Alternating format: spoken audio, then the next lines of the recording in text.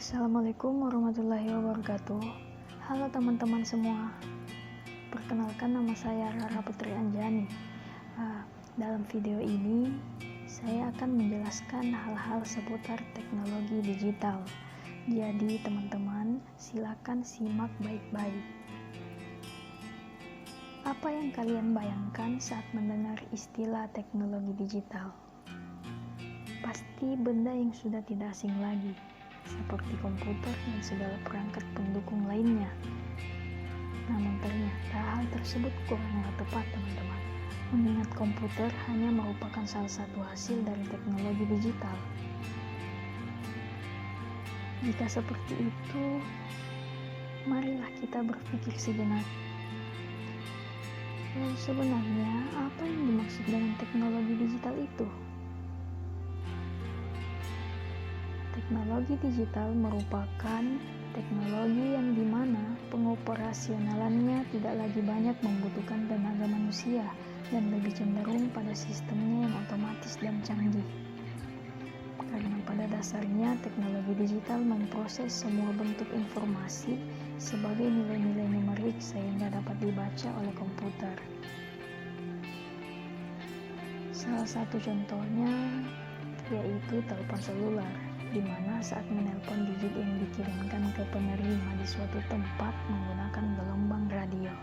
Telepon penerima kemudian kembali melakukan konversi angka-angka yang diterima tersebut menjadi suara yang dapat didengar oleh penerima.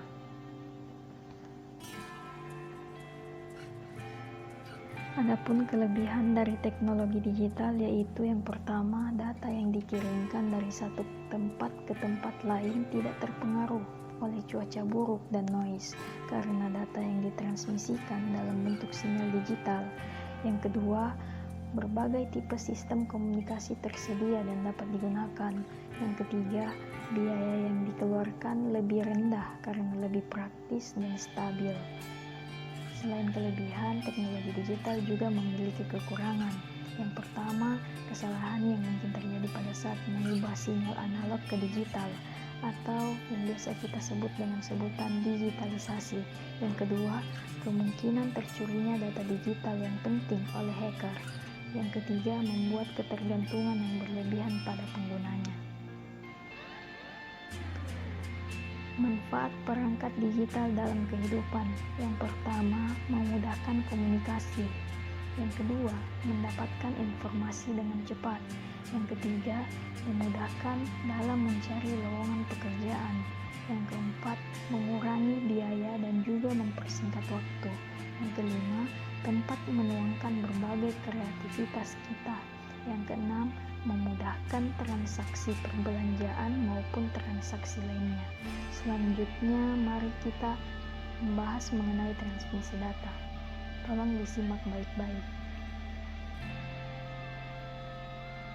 Transmisi data merupakan suatu proses pengiriman data dari sumber data ke suatu penerima data menggunakan media komputer atau elektronik. Dalam transmisi data, terdapat beberapa bagian penting, kawan-kawan, yaitu yang pertama, sinyal dan modulasi. Sinyal adalah gelombang elektromagnetik yang digunakan untuk mentransmisikan data atau informasi dari suatu tempat ke tempat lainnya. Sinyal ini dikelompokkan menjadi dua, yaitu sinyal analog dan sinyal digital. Modulasi adalah penggabungan bentuk sinyal data dan sinyal pembawa atau carrier untuk mentransmisikan informasi dengan tujuan efisiensi dan meminimalisir noise. Yang kedua yaitu media transmisi data.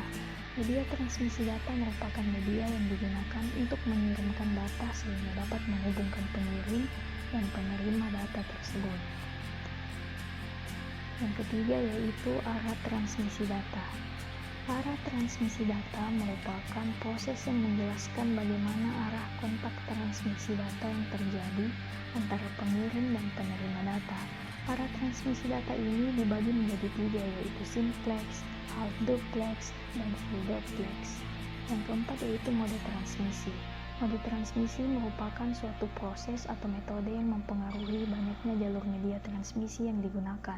Mode transmisi ini dibagi menjadi menjadi dua, yaitu serial transmission dan parallel transmission.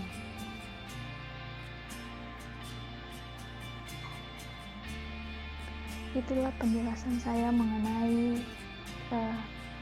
teknologi digital. Semoga apa yang saya sampaikan dalam video ini dapat bermanfaat bagi kita di masa sekarang maupun masa yang akan datang. Wabillahi taufiq wal hidayah. Wassalamualaikum warahmatullahi wabarakatuh.